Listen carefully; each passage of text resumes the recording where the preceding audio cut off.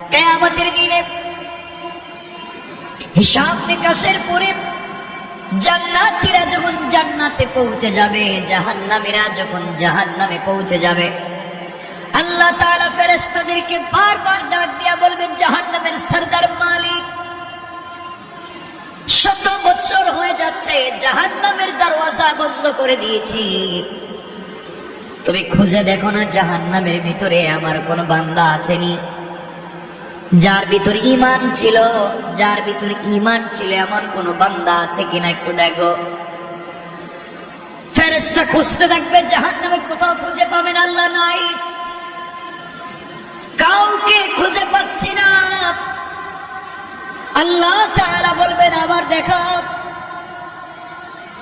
ফেরেশতা খুঁজতে খুঁজতে জাহান্নামের একেবারে নিচে গিয়ে, একেবারে নিচে, যার নিচে আর কিছু না এমন জায়গায় গিয়ে দেখবেন দুটা পাথরের চিপায় একটা রূহ পড়ে চিৎকার করে শুনে বলছে, ইয়া হান্নান, ইয়া হান্নান, ইয়া মান্নান, ইয়া হান্নান, ইয়া মান্নান। দুটা পাথরের চিপায় পড়ে চিৎকার করে ডাক দিচ্ছে জাহান্নামের নিচে। ফেরেশতা আল্লাহ তাআলাকে ডাক দিয়ে বলছেন, আল্লাহ তাআলা একটা রূহ চিৎকার করে করে ডাকছে।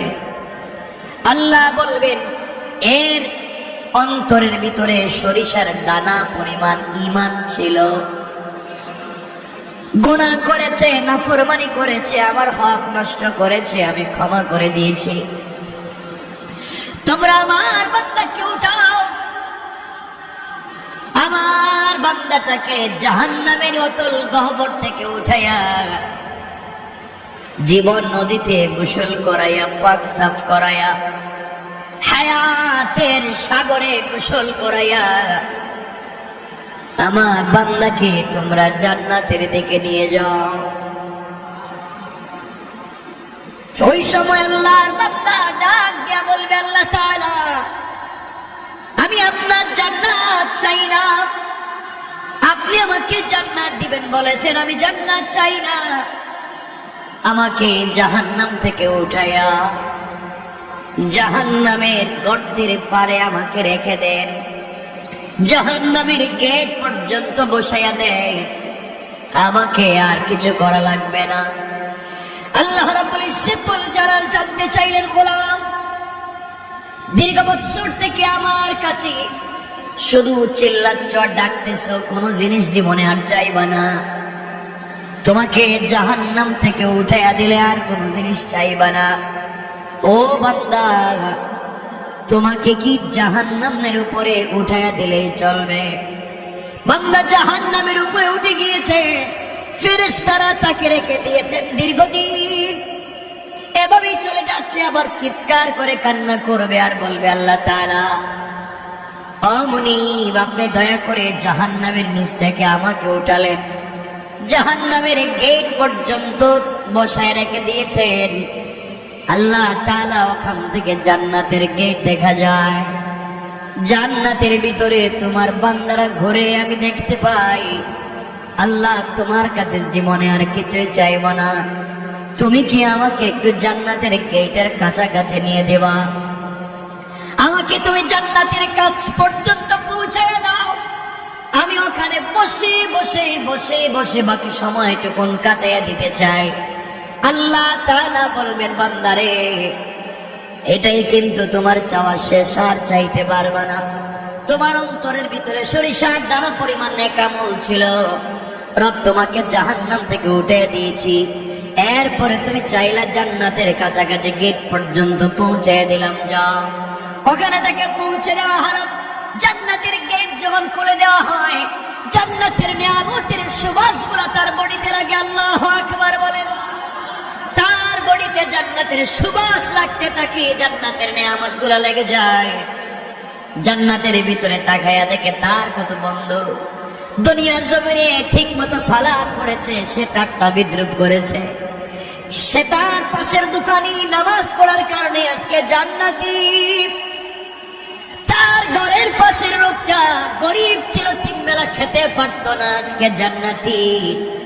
আর তিনি দুনিয়ার জমিনে কোটি টাকার দালানে ঘুমাইছেন, আজকে জাহান্নামী।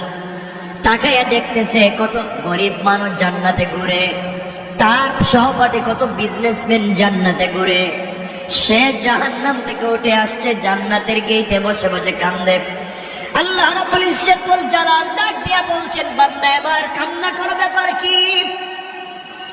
গোলাম ডাক দিয়া বলছে, আল্লাহ তাআলা আমি কান্না করি শুধু আপনার জন্যে, আমার জন্যে কান্না করে কেন?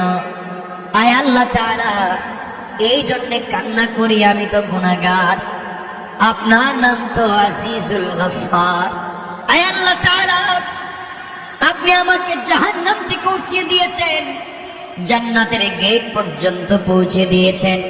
আয় আল্লাহ তাআলা এত কিছু আপনি আমাকে করে দিয়েছেন, আমি জীবনে আর কোনো জিনিস চাইব না। আল্লাহ রাব্বুল ইজ্জত ওয়াল জালাল বলছেন, তুমি তো বারবার বলতে চাইবা না, আবার চাও। এবার বান্দা বলছে, আল্লাহ তাআলা আমি তো গোলাম, আমি তো বারবার ওয়াদা ভঙ্গ করতে পারি, আমি তো গুনাহ করতেই পারি, আমি কথা বলে কথা না রাখতে পারি, কিন্তু সৃষ্টির মধ্যে একমাত্র যিনি আমাদের রব আর পুরা দুনিয়া তার সৃষ্টি, রব কাউকে কোনো ওয়াদা দিলে সেই ওয়াদাকে ভেঙে দেয় না।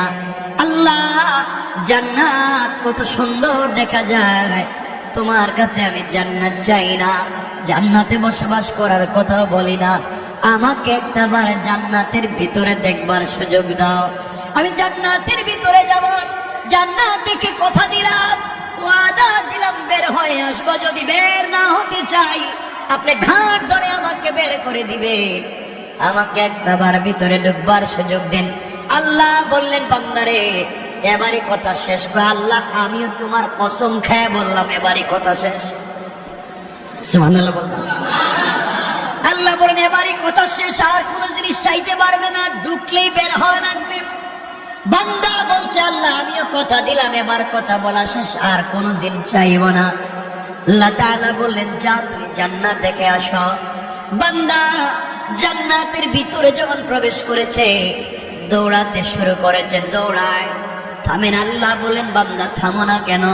তোমাকে না বলছিলাম তুমি টাইম শেষ হয়ে গেলে বের হয়ে যাবা? ও বান্দা, বের না হয়ে তুমি জান্নাতের ভিতরে দৌড়াও কেন? এবার বান্দা দাঁড়িয়ে গিয়েছে আর ডাক দিয়ে বলছে, আল্লাহ আপনার সঙ্গে আমি কিছু কথা বলতে চাই।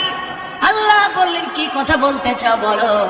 আল্লাহ তাআলার কাছে বান্দা বলছে, আল্লাহ আপনার কাছে আমি জানতে চাই, আপনি যদি কাউকে কোনো জিনিস দান করেন তাহলে আপনি কি কোনোদিন ফিরিয়ে নিতে পারেন? আপনার কি কোনো জিনিসের কমতি আছে নাকি? আপনি কি এমন আল্লাহ, আপনি কিন্তু কাউকে কিছু দিলে ফিরে আনেন? দুনিয়ার মানুষ কিছু দিলে ফিরিয়ে নিতে পারে, খোটা দিতে পারে, আপনি তো এমন আল্লাহ না, কাউকে কোনো জিনিস দিলে ফিরিয়ে নিতে পারেন না। আপনি কোরআনে কারীমের ভিতরে বলেছেন, কাউকে যদি আপনি জান্নাতে প্রবেশ করান আর জীবনে বের করবেন না, আমাকে যেহেতু ঢুকাইয়া দিয়েছেন, আপনি কেমনে আমাকে বের করতে চান? তাহলে তো আদা ঠিক থাকবে না। আল্লাহ রাব্বুল ইজ্জত ওয়াল জালালের রহমতের সাগরে জোশ উঠে গিয়েছে। আল্লাহ বলে, বান্দা তোমাকে বের করতে চাই না, তুমি বলো কেমন জান্নাত চাও, যে জান্নাত চোখে দেখা যায় তার চাইতে 10 গুণ বড় জান্নাত তোমাকে দিতে চাই। আমি বুঝাতে চাইলাম, দুনিয়ার জমিনে আপনি যত অন্যায় করেন না, ফরমানি করেন, রব চাইলে ক্ষমা করে দিয়ে জান্নাত দিতে পারে। কিন্তু আল্লাহ বলেছেন, বান্দা 2টা গুনাহ যদি কোনোভাবে করো আমি ক্ষমা করব না।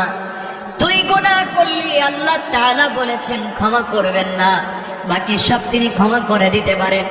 1 নাম্বার গুনাহ হলো বান্দার হক।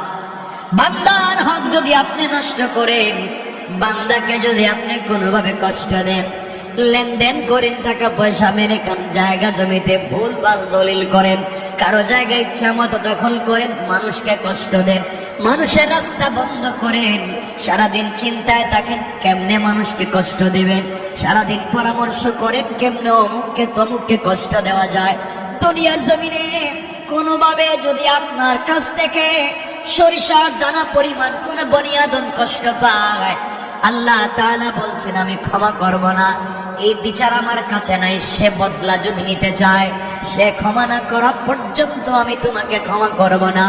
ও বান্দা, তুমি যদি 1000 কোটি টাকা দান করো, শত শত মসজিদ বানাইয়া দেও, 1000 বার আমার ঘর তওয়াফ করতে যাও, আর সরিষার দানে পরিমাণ বান্দার হক থাকে, আমি কিন্তু ক্ষমা করতে পারবো না। সুতরাং দুনিয়ার জমিন থেকে জান্নাত পর্যন্ত যেতে হলে 1 নম্বরে বান্দার হক থেকে নিজেকে বাঁচিয়ে রাখতে হবে। কথা বলেন না কেন? বান্দার হক নষ্ট করা যাবে না, বান্দাকে কোনোভাবে কষ্ট দেওয়া যাবে না, মানুষকে কোনোভাবে কষ্ট দেওয়া যাবে না, টাকা খায়া গ্রামের বিচার করা যাবে না, জায়গা জমি দখল করা যাবে না, ভাই বোনকে ঠকানো যাবে না, মা বাপকে ঠকানো যাবে না, স্ত্রী সন্তানকে ঠকানো যাবে না, আত্মীয় স্বজনকে ঠকানো যাবে না। যার যে হক আছে হক আপনি পৌঁছে দিবেন। কারো উপকার করতে না পারেন, ক্ষতি করতে যাবেন না। কারণ বান্দা, আল্লাহ তাআলা বলে দিয়েছেন, বান্দার যখন হক নষ্ট করা হয়, যে হক নষ্ট করে তার নাম জালেম, যার হক নষ্ট হয় তার নাম মাজলুম। আর আল্লাহ রাব্বুল ইজ্জত ওয়াল জালাল বলে দিয়েছেন, কিয়ামতের দিন কোন জালেমের দিকে আমি তাকাবো না, কোন জালেমের কথা শুনবো না, আর মাজলুম যে হবে তার হিসাব নিব না, বিনা হিসাবে জান্নাত দিতে চাই। সুবহানাল্লাহ, জোরে বলেন। এই জন্য দুনিয়ার জমিনে চলার পথে আমরা যদি ঠকে যাই, কেউ যদি আমাদেরকে কষ্ট দিয়ে থাকে, আমাদের হক নষ্ট করে থাকে, আমাদের জায়গা জমি দখল করে থাকে, আমাদের টাকা পয়সা মেরে খেয়ে থাকে, আমাদেরকে কষ্ট দিয়ে থাকে, সুযোগ থাকলে ক্ষমা করে দিবেন। হয়তো আল্লাহ আপনাকে বড় করে দিবেন, কিয়ামতের দিন হয়তো আপনি তাকে ক্ষমা করবেন না। আপনাকে যদি কেউ কষ্ট দেয় আর আপনি যদি মাজলুম হয়ে যান, গভীর রাত্রে হাত উঠে চোখ থেকে পানি ছেড়ে দেন। আল্লাহ রাব্বুল ইজ্জতুল জালাল বলেছেন, কোন জিনিস দিয়া আমার তখতে তৌসকে, আমার আরশে আজিমকে কাঁপানো যায় না, কিন্তু মাজলুমের চোখ থেকে 1 ফোঁটা পানি পড়ে গেলে আমার পুরা আরশ যেন কেঁপে যায়। এই জন্য 1 নম্বর, কোনোভাবে কোন কৌশলে কোনোভাবে বান্দার হক নষ্ট করা যাবে না। যার যত হক আছে, যার যত প্রাপ্য আছে তাকে পৌঁছে দেওয়া লাগবে, ইনশাআল্লাহ। সবাই বললেন না?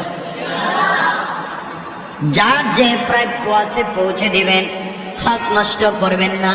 আপনি বড় মানুষ, আপনি এলাকার বড় মানুষ, আপনি বাড়ির বড় ভাই, আপনি জায়গা জমি নিজের নামে নামজারি করালেন, প্রিন্ট করালেন, দলিল করলেন, বুয়া বানালেন, আপনি জায়গা জমি দখল করলেন, সব বাড়িতে থাকবে, সব দুনিয়ায় থাকবে, আপনাকে কিয়ামতের দিন হিসাব দেওয়া লাগবে।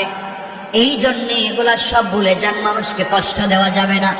আজকাল গ্রামগঞ্জে দেখবেন মানুষকে, বা ঢাকা শহরেও দেখবেন মানুষকে যারা কষ্ট দেয়, মানুষের হক যারা মেরে খায়, ইন্তেকালের সময় কিন্তু তাদের বহুত কষ্ট হয়।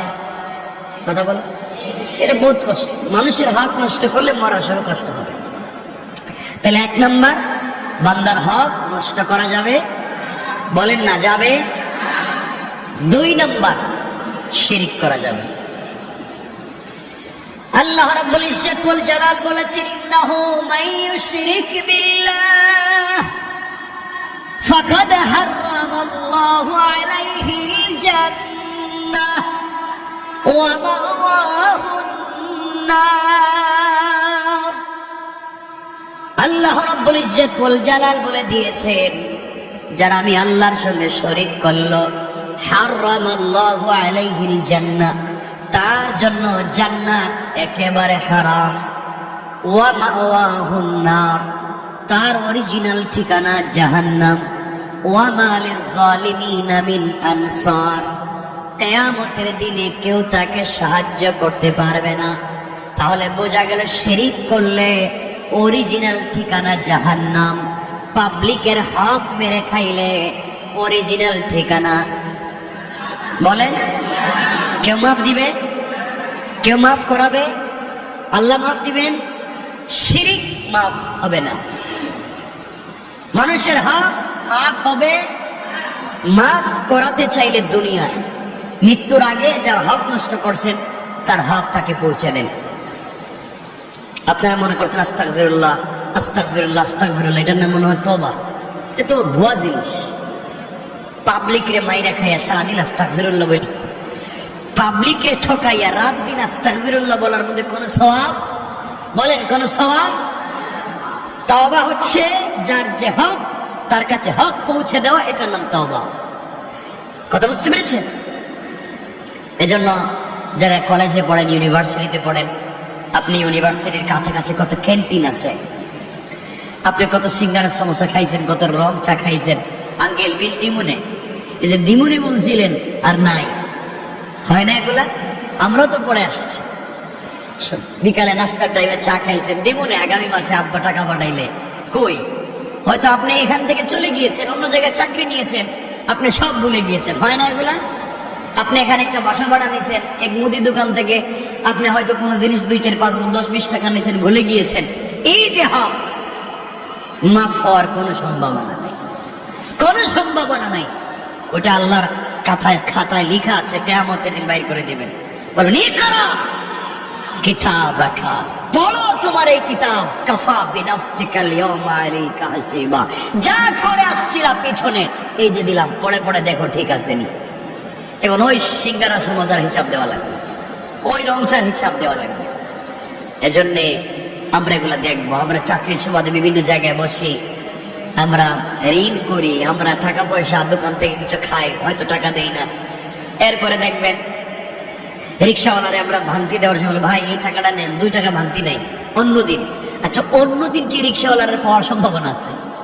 তো বলেন তো, আপনারা তো বলেনি যে অন্যদিন যদি দিমুনে বাড়াইয়া, বলেন না কথাগুলো অনেকে? অন্যদিন দিবেন বাড়াইয়া, তো অন্যদিন পাইলে না এনে দিবেন। এটা করবেন না। পাবলিকের হক বড় সেন্সিটিভ ব্যাপার। কোন তাহাজ্জুদে কাজ হবে না, কোন সাজদায় কাজ হবে না, কোনোভাবেই কাজ হবে না। এগুলো মাফ নিতে হয়। এজন্য আল্লাহর ওয়াস্তে আমরা কোনোভাবেই বান্দার হক নষ্ট করব। সবাই বলেন না, নষ্ট করব, শিরিক করব। এই 2টা জিনিস মাথায় রাখবেন। আল্লাহ রাসূল বলছেন, তোমরা আমাকে 2 জিনিসের গ্যারান্টি দাও। এই হাদিসে আল্লাহ রাসূল বলছেন, তোমরা আমাকে 2 জিনিসের গ্যারান্টি দাও। একটা হচ্ছে বান্দার হক মেরে খাবা না, আল্লাহর সঙ্গে শিরিক করবা না, আমি তোমাদেরকে জান্নাতের গ্যারান্টি দিলাম। অন্য হাদিসে বলেছেন, তোমরা তোমাদের মুখকে হেফাজত করো, লজ্জাস্থানের হেফাজত করো, আমি তোমাদেরকে জান্নাতের গ্যারান্টি দিলাম। আমরা এখানে শুধু আমি এতটুকুন বলছি, আমরা বান্দার হক নষ্ট করব না। আর কথা বলেন না, শিরিক বুঝেন তো? আল্লাহর সাথে শরীক করা, অংশীদার বানানো, মত মনে করা, আমরা এগুলা করবো না। দোকান না করলে পেট চলবে না, ছেলে বিদেশ থেকে টাকা না পাঠালে আমার চলবে না। ছেলে যখন বিদেশে ছিল না, চলতো না আপনার? কথা বলেন না কেন? দোকান যখন বন্ধ ছিল, চলে নাই আপনার? এই ছোটখাটো কত শিরিক হয়ে যায়। মানে রাখবেন, এগুলার থেকে আমাকে বাঁচতে হবে। শিরিক ফি জাত, শিরিক ফি সিফাত, শিরিক ফিল আমাল। আমলি শিরিক থেকে বাঁচতে হবে, জাতে শিরিক থেকে বাঁচতে হবে, সিফাতে শিরিক থেকে বাঁচতে হবে ইনশাআল্লাহ। কয় জিনিস? আজকের পুরো আলোচনা থেকে আমরা বাঁচবো কয় জিনিস থেকে? 1, বান্দার নষ্ট করা যাবে। 2, শিরিক করা যাবে। আপনি নামাজ পড়েননি, আল্লাহর কাছে জবাব দেবেন। রোজা রাখেননি, আল্লাহর কাছে জবাব দেবেন। হজ করেননি, আল্লাহর কাছে জবাব দিবেন। আল্লাহ চাইলে ক্ষমা তো করে দিতে পারেন। একবার রোজা রাখে নাই, হজ করে নাই, যাকাত দেয় নাই, কুরবানি করে নাই, কিচ্ছু করে নাই, কিন্তু মরার আগে হয়তো এমন ছোট 1 সেকেন্ডের কোন একটা আমল করছে, আল্লাহর কাছে এটা ভালো লাগছে। এই আমলটুকু আল্লাহর কাছে ভালো লাগছে। আল্লাহ তার জিন্দগির পুরো আমল নামার গুনাহকে মিটাইয়া দিবেন। ইল্লা শিরিক করলে ওটা থাকবে, ওটা মিটবে না। পাবলিকের হক নষ্ট করলে ওটা থাকবে, ওটা মিটবে না। এজন্য আমরা এই 2 জিনিস থেকে নিজেকে বাঁচাবো। সবাই বলেন ইনশাআল্লাহ। আল্লাহ আমাদের কবুল করুক, আমিন। হযরত নূহ আলাইহিস সালাম আল্লাহর কাছে বলতে চাইলেন, আল্লাহ আমিও তোমার কাছে চাই, আমার উম্মতেরা যারা এত কিছু করবার পরে এত ভালোবাসা, এত দোয়া, এত নসিহত, এত উত্তম ব্যবহার, এত দিন তাদেরকে এতদিন ওয়াজ নসিহত এত কিছুর পরেও ভালো লাইনে আসে নাই, এরপরে আমার খুঁচায় মাফ করে দিলাম, আপনার গালি দেয়, আপনারে মারতে চায়, আপনার বিরুদ্ধে যুদ্ধ করতে চায়, রাত দিন শিরিক করে, একজন আর একজনের ঠকায়, তাদের কাছে শিরিকও আছে, বান্দার হক নষ্ট করার জিনিস আছে। আল্লাহ এই দুই জিনিস দিয়ে তারা ভরে গিয়েছে, এদেরকে তুমি দুনিয়ার জমিনে রেহাই দিবে? কে দোয়া করছেন?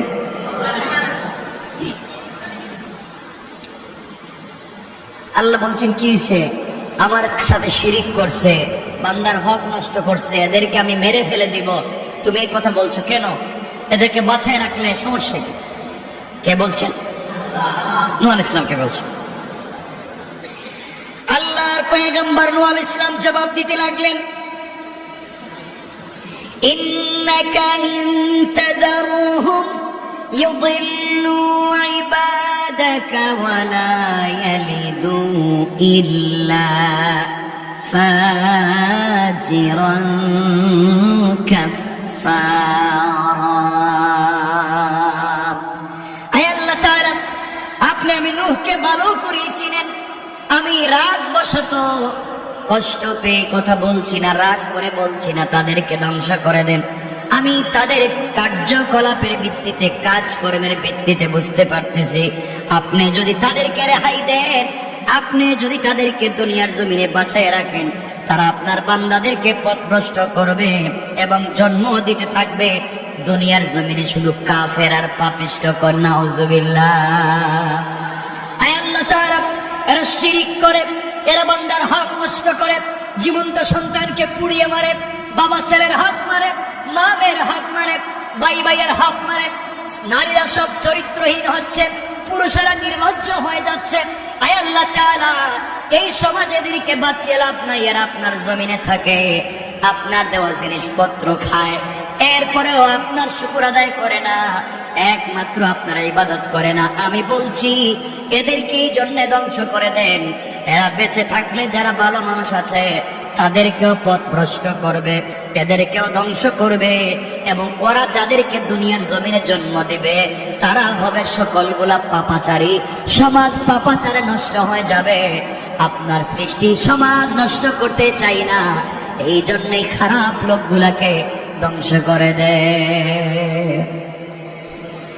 তাহলে মানুষ যদি খারাপ হয় তাহলে জন্ম দেয় খারাপ। কথা বলে না কেন? এখান থেকে বুঝতে পারলাম নূহ আলাইহিস সালাম আল্লাহর কাছে বলছেন, আল্লাহ এরা তো খারাপ লোক, এরাও জন্ম দিবে খারাপ লোক, তাহলে সমাজে খারাপ লোকের বসবাস বেড়ে যাবে, এই জন্য আপনাদেরকে ধ্বংস করে দেন। কি করে দেন?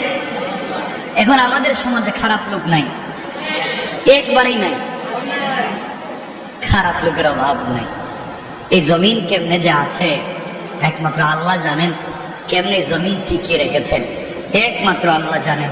সুতরাং আমরা যারা আছি, আমরা আল্লাহর ওয়াস্তে খারাপ কাজ করব না, বলেন না ইনশাআল্লাহ।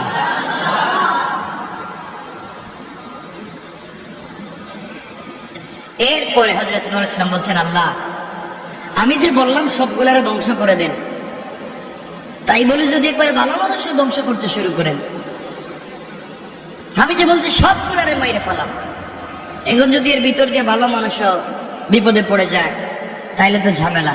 হযরত নূহ আলাইহিস সালাম আবার আল্লাহর কাছে দোয়া করলেন, আল্লাহর কাছে দোয়া করে বলছেন, আল্লাহ তাআলা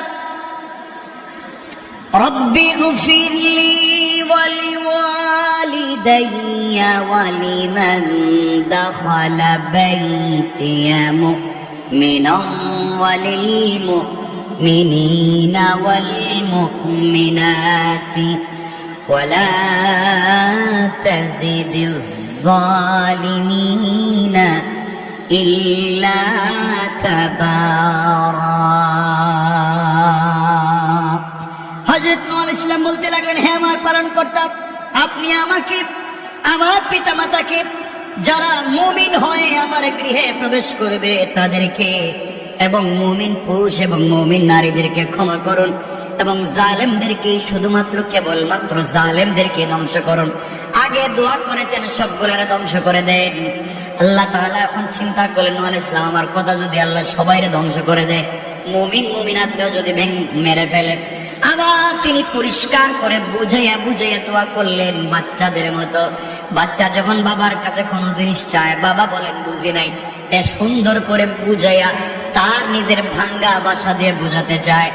আল্লাহ রাব্বুল ইজ্জতুল জালালকে এবার নূহ আলাইহিস সালাম বুঝালেন, হে আমার পালনকর্তা রব্বি, হে আমার পালনকর্তা, আমি বলতে চাইলাম আপনি আমাকে, আমার পিতামাতাকে, যারা মুমিন হয়ে আমার গৃহে প্রবেশ করবে তাদেরকে, আমার ছেলে মুমিন হয়ে আমার গৃহে প্রবেশ করতে পারে নাই, তাকে বাঁচাবার কথা আমি বলছি না। যারা মুমিন হয়ে আমার গৃহে আসবে আপনি তাদেরকে বাঁচান। এখান থেকে নূহ আলাইহিস সালাম বুঝাতে চাইলেন ঘরের ভিতরে যারা মুমিন থাকবে না, নিজের ঘরে বসবাস করবে, নিজের প্লেটে খাইবে, নিজের টেবিলে খাইবে, এক করে ঘুমাবে, এক বিছানায় থাকবে, কিন্তু মুমিন হবে না, নূহ আলাইহিস সালাম তাদের পক্ষে আছেন। তাহলে বুঝাতে চাইলেন আল্লাহ তাআলা, ওয়ালিমান দাখালা বাইতিয়া মুমিনা, যারা আমার ঘরে মুমিন হয়ে প্রবেশ করবে তাদেরকে বাঁচান। আল্লাহ আপনি আমাকে, আল্লাহ তাআলা আপনি আমাকে, আমার মা বাপকে, যারা মুমিন হয়ে আমার গৃহে প্রবেশ করবে তাদেরকে, এবং মুমিন পুরুষ মুমিন নারীদেরকে আপনি ক্ষমা করে দেন। আর ধ্বংস করেন শুধু ওয়ালা তাজিদিজ জালিমিনা ইল্লা তাবারা। আয় আল্লাহ, ধ্বংস যদি করে দিতে হয় একমাত্র জালেমদেরকে কেবল ধ্বংস করে দেন, বলেন নাউজুবিল্লাহ। তাহলে আমরা আলোচনার শুরুতে বলছিলাম যদি কেউ জালেম হয়ে যায় আল্লাহ বলছেন তাদের সাথে কোনো সম্পর্ক কিয়ামতের দিন নাই। নূহ আলাইহিস সালাম এখানে দোয়া করতেছেন, আল্লাহ ধ্বংসই যদি করতে হয় সব জালেমরে ধ্বংস করো। আমরাও দোয়া করি, আল্লাহ ধ্বংসই যদি করতে হয় যারা আমাদের গৃহে মুমিন হয়ে ঢুকবে, যারা মুমিন মুমিনাত হয়ে সমাজে বসবাস করবে, আল্লাহ তুমি তাদেরকে বাঁচাইয়া রাখো, জান্নাত তাদেরকে ওয়াজিব করো, আর দুনিয়া যারা জালেম হবে তুমি ধ্বংস করো। ঠিক না? আমিন বলেন সবাই, আমিন বলেন। আমরাও জালেম থেকে বেঁচে থাকতে চাই, আল্লাহ আমাদেরকে হেফাজত করে, বলেন আমিন। এটা হচ্ছে সূরা নূহের শেষ আয়াতগুলোর অনুবাদ। এরপর থেকে আল্লাহ তাআলা সূরা জিন শুরু করবেন, কুল উহিয়া ইলাইয়া বলে আল্লাহ তাআলা আর একটা সূরা শুরু করতে যাচ্ছেন। এখানে অনেকগুলো লম্বা চওড়া কথা আছে, আমরা সবগুলা কথায় যেতে পারবো না। সুতরাং আসুন, এখন আপনারা আমাকে বলতে পারেন আমাদের সময় কমে গিয়েছে, আপনারা আমাকে বলতে পারেন হুজুর ঠিক আছে আমরা মানলাম যে আমরা তো অনেক সময় পাবলিকের হক নষ্ট করে ফেলেছি, আমরা হয়তো কার দোকান থেকে 2-4 টাকা খাইছি, টাকা দিতে পারি নাই, হয়তো 502 টাকা বিল হয়েছে, 500 টাকা দিছি, বলছে আরেকদিন এসে 2 টাকা দিয়ে যাবো, হয় না এগুলা? আর যাইও নাই দেইও নাই, গেছি হয়তো মনে নাই, এগুলা কি হয়? এখন আমরা এগুলোর থেকে বাঁচবো কেমনে? সব ভুলে গিয়েছি, যার কাছ থেকে আনছি হয়তো সে মরে গিয়েছে, অথবা আমি এলাকা ছেড়ে দিয়েছি, অথবা তার আত্মীয় স্বজনকে চিনি না। আমি তো এই হক থেকে বাঁচতে চাই, আমি তো এই হক থেকে বাঁচতে চাই। এখন আপনি আমি কি করব বলেন তো? কেমনে বাঁচবো? আল্লাহ রাব্বুল ইজ্জতুল জালাল বলছেন, বান্দা যদি তার সন্তান থাকে, তার ব্লাড সম্পর্কের কেউ থাকে, তার কাছে ক্ষমা চাও, সে যেন ক্ষমা করে, আর তার গুরুস্থানে গিয়ে ক্ষমা চাও, সে যেন ক্ষমা করে। আর যদি মনে করো ক্ষমা হচ্ছে না, তবে তুমি যেই পরিমাণ টাকা, যেই পরিমাণ সম্পদ একজনের তোমার কাছে আছে, ওই পরিমাণ তুমি সাদাকায়ে জারিয়া করে দাও, আল্লাহর রাস্তায় তুমি দান করে দাও। আল্লাহর রাস্তায় যদি তুমি দান করে দিতে পারো, ওই সম্পত্তি সাদাকা হতে কিয়ামত পর্যন্ত সওয়াব বাড়তে বাড়তে বাড়তে বাড়তে বিশাল উহুদ পাহাড় পরিমাণ হয়ে যাবে। কিয়ামতের দিন ওই বান্দা দেখবে এত সওয়াব, আল্লাহকে বলবে, আল্লাহ এই সওয়াব তো আমি করি নাই, এত সওয়াব কোথায় পেলাম? আল্লাহ বলবেন, অমুক বান্দার কাছে তোমার হক ছিল, সে ভয় পেয়ে হক তোমাকে দিতে পারেনি, মরে গিয়েছিলে বা সরে গিয়েছিলে, ভয় পেয়ে সাদাকা করে দিয়েছিল, আমি তার সাদাকাকে বাড়িয়ে এই পরিমাণ তোমার জন্য করে দিয়েছি, তুমি এটা গ্রহণ করো, আমার বান্দাকে ক্ষমা করো। আল্লাহ যদি কারো ব্যাপারে ওকিল হইয়া কারো কাছে বলেন ক্ষমা করো, কারো ক্ষমতা আছে? ক্ষমা না করে পারে? কথা বলেন পারবে? তাহলে এই জায়গা পর্যন্ত যেতে হলে আমাদেরকে সাদাকায়ে জারিয়া করে যেতে হবে। সাদাকায়ে জারিয়া, সাদাকা জারিয়া তো বুঝেনি, দাওয়াত করে মানুষের খাওয়াই দিলেন নাকি? সাদাকায়ে জারিয়া হলো কিয়ামত পর্যন্ত চালু থাকে। মানুষকে একটা টিউবওয়েলের ব্যবস্থা করে দেন, একটা মাদ্রাসার একবারে নিচের কাজ হচ্ছে, মসজিদের নিচের কাজ হচ্ছে, একবারে নিচের এই যে পিলারের কাজ হচ্ছে, উপরের নিচের ছাদের কাজ হচ্ছে, দিয়ে দেন। এখানে আবার সাদকা দেওয়ার কথা বলতেছি না, মানে দান খয়রাতের কথা বলছে। মসজিদে তো তোর সাদকা দিলে চলবে? মসজিদে কি আল্লাহ সাদকা নিব? আল্লাহ ঠেকছে তো আপনার আমার কাছে যে আল্লাহ সাদকার দরকার? ভালো টাকা আল্লাহকে দিতে হবে। মাদ্রাসায় আপনি সাদাকা টাকা দান করে দিলেন, মাদ্রাসায় নিচের কাজ হচ্ছে, একটা টিউবওয়েলের কাজ হচ্ছে, অথবা কোন মাদ্রাসায় হাদিসের কিতাব বুখারী, মুসলিম, তিরমিজি দিয়ে দিলেন। ওই কিতাবগুলো ছাত্ররা কিয়ামত পর্যন্ত পড়বে, কারণ এবছর যারা পড়ছে এরা চলে যাবে, পরের বছর যারা আসবে এরা পড়বে, পরের বছর যারা আসবে এরা পড়বে, এবং কিয়ামত পর্যন্ত পড়তে থাকবে, আর সওয়াব অ্যাকাউন্টে জমা হতে থাকবে, আর এই সওয়াবের মাধ্যমে আপনি আমি বেঁচে যাবো ইনশাআল্লাহ। একটা বাচ্চাকে হাফেজ বানাইয়া যান। আপনি আমি নিজের বাচ্চাকে হাফেজ বানাতে পারলাম না, আমরা অন্যের বাচ্চাকে হাফেজ বানাবো নিজের টাকায়, এটা নাম সাদকায়ে জারিয়া। কথা বুঝতে পেরেছেন? অন্যের বাচ্চাকে হাফেজ বানিয়ে যাব। একটা মাদ্রাসায় কাজ করায় দিয়ে গেলাম, এতিমখানায় দিয়ে গেলাম, মানে দাতব্য সংস্থাগুলোতে যেখানে দিলে হয় এমন জায়গায় আমরা দান করলাম। বিশেষ করে টিউবওয়েল, পানির ব্যবস্থা করলাম, মানুষের রাস্তাঘাটের ব্যবস্থা করলাম, রাস্তায় ফলের গাছ লাগিয়ে দিলাম। কথা বুঝতে পেরেছেন? এগুলো হচ্ছে সাদাকায়ে জারিয়া। একজন গরিব মানুষ, ঘরের থাকবার জায়গা নেই, তার একটা ঘর বানাবার ব্যবস্থা করে দিলেন।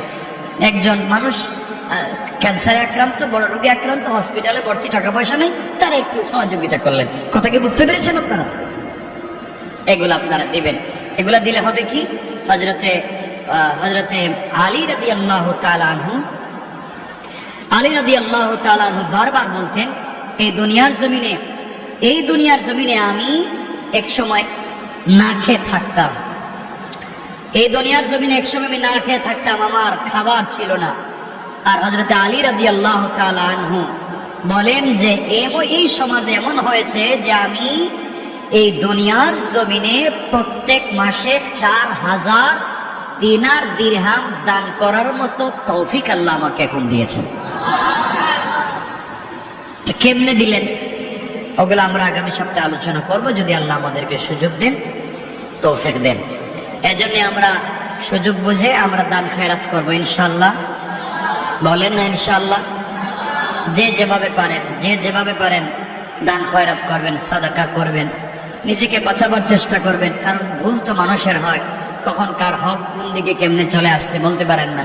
আর জানাশোনা থাকলে মানুষের হক মানুষকে দিয়ে দিবেন, আর বেশি বেশি করে তওবা করবেন, ইস্তেগফার করবেন, শিরক থেকে বাঁচবার চেষ্টা করবেন। আল্লাহ তাআলা আমাদের সবাইকে কবুল করুক।